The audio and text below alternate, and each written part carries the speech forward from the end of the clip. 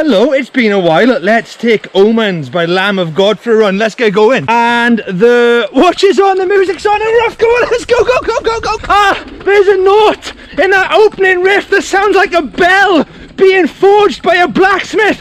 So confident and at ease that he's wearing Crocs within touching distance of a furnace. Moments before that first chorus, we are led into an abandoned theatre by a spidery thin guitar line. That bridge, it's a sentient Rubik's Cube of riffs, and then a guitar solo falls all over it like a meteorite shower. There's a scream in there, which is as slick as a bird's beak in the night.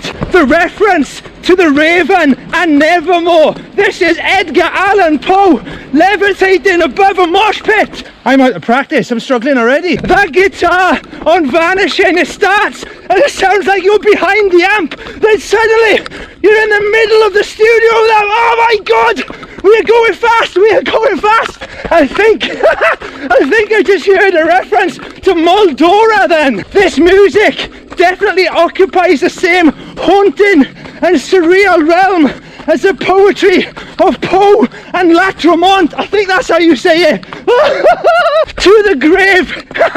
It is groovy and fierce. In many ways it makes me think of this is the kind of world we would live in if Alcatraz was a kick drum in San Francisco Bay and it kept banging out to us as we lay in bed at night trying to sleep. I forgot how happy my legs look when I'm doing a running review. Look at that! There's some wonderful imagery there in between all the brutal riffs, doing push-ups in the dark with a knife between his teeth. I think he just said the only thing to fear never disappears. That's like me seeing all the Blink-182 stuff on Twitter right now. I really love the mixture of whispered vocals, spoken vocals, and full-throttled screaming on this album. It gives it so much depth, makes you find extra meanings connected to those words which are whispered, spoke, or screamed. And now Ditch, it brings a real fierce pace change to the album. And that chorus, oh my word, it feels like Shaquille O'Neal slam dunking your head into the ground. This title track is everything.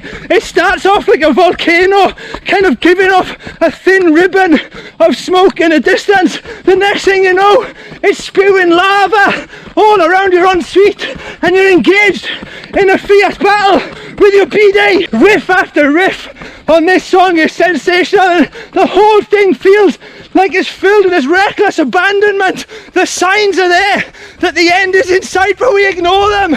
Somehow, listening to this is making me feel like an angry teenager again. And when I think back to how angry I was as a teenager, that for me now, as I'm approaching 40, feels like such a pure way to exist.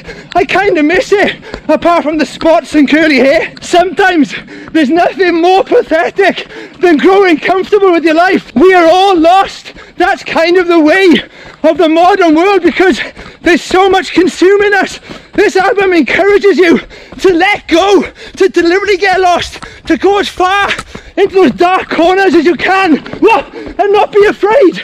In a way, by referencing early on Poe and maybe Latremont, is showing us that if you go to where the darkness is, right, you can create something which is so pure it becomes timeless. That poem, something went in my eye, The Raven, it is absolutely timeless because there's some kind of universal truth in there. Oh, what is this?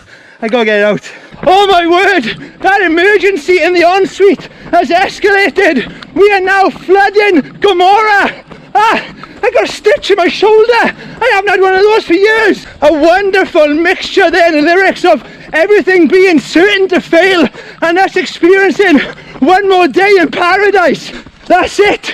That's what's really fascinating me on my first listen. It's bleak and it is defeated, but somehow it remains absolutely glorious. It's like witnessing a horrifying truth which, no matter how horrific, it is a truth. So there's something about it which becomes pure, almost fascinating, because ultimately I think we all want to know the truth. So works of art like this can exist and serve to prepare you, I don't know, for if the truth is this terrifying, you can be like, I'm prepared for it.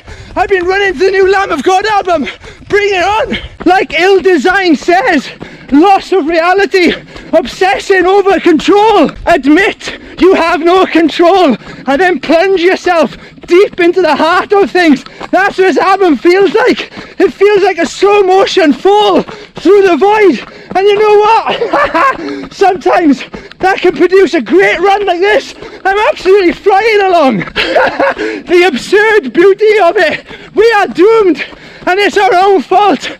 We are reaping the rotten fruit of our labour, and rotten fruit's not too bad. It's quite easy to make a smoothie with rotten fruit. What an opening lyric to a song. There's a war going inside my head, shadows woven or sewn with golden thread. I think what he's saying is, it's uncomfortable to feel hope. Let go of that hope. Think of the raven in the dark, in the courtyard. That is us. We are that raven. This has been absolutely brilliant so far. I'm on the last song. It's calm, it's beautiful. And I'm thinking that this is where it's a moment for contemplation, for meditation. This, I think, will be where we get our answer. Oh wait, it didn't stay beautiful for long. Well, I don't know, it depends what your definition of beauty is. Noisy rock like this, I find it kind of beautiful. Actually, I find it very beautiful. That's very interesting on an album which is so dark, so dark. On the last song, September, I think that's the first reference I picked up to things being illuminated, and it comes on a song called September where, I don't know, the night, the days, everything starts getting darker. So again, we've got this contrast in imagery. Things are getting darker, but now we are feeling the first bits of illumination on this record. Okay, this is an idea I'm riffing on. So we're living in darkness. Then when we get moments of illumination, we can look at our own lives and see how divided we are by things. And that division in our own life is, I don't know, it's the same all around the world. So somehow, by being divided, we're all the same. We are all brought together through our own division. And isn't that what an omen is? Isn't an omen open to interpretation? I mean, we no longer see Halley's Comet as an omen. That was an omen then. We have different ones now. I don't know. It's such a fascinating record about how we all can interpret life and its meaning and where we draw hope from. That's what I think. I'm nearly done. I'm done. At the end of that album there, you had this kind of like war cry in the background, and it really serves to kind of, on my first listen, make me think that this is an album about, like, I don't know, how our own particular circumstances and what we see as omens. There was mentions there at the end to Russian roulette, so a lot of how we see the world depends on luck, the luck of our upbringing, where we are, I don't know. But there's this thing there that we should all be united in how divided we are, and that rallying cry at the end of like, we shall ride on or something, it makes me feel like we get together, we can outlive the darkness, we can ride through it to something better. I don't know, fascinating. I love that. That was Omens by Lamb of God. I can't talk, I was so fast, I was frantic, I loved it, I missed them. Anyway, I love you, I'm a running punk, you should be a running punk too. Bye!